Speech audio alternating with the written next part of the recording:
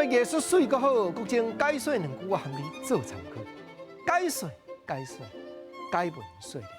好朋友，咱今日来研究延平郡王郑成功因后生郑经，伫东陵王国安平建国了后，一首诗句是来讲写出伊心内忧闷，写出伊心内唔愿，到底是甚物款的造物？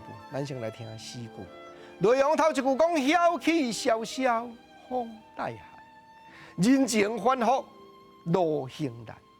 秋思吟是千回事，世俗幽恋冷眼看。所以唔知影讲，郑经伫安平建立东陵王国了后，甲宛清架一条乌水沟。若讲要西牛啊照角，互相要作战，是安那挺好，真有通吐咧。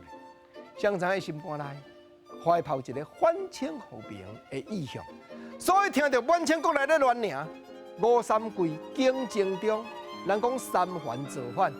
原来郑经大队人马带咧，要去做竞争中，去到位呢，竞争中也无咧准问啊，对伊态度真冷淡。照学者的研究，就是这个时阵，郑经写出这首七言绝句。头一句，伊讲晓气萧萧，风带寒。早起来，风萧萧，吹到我心头会寒。我本来想讲，大家拢是要演倒宛清皇帝。两支兵甲这是技巧有够力，谁知影来到竞争中的面前，伊对我态度遮尔冷，人情反复，路行难。表面上所讲，大家要起斗阵，结果无影。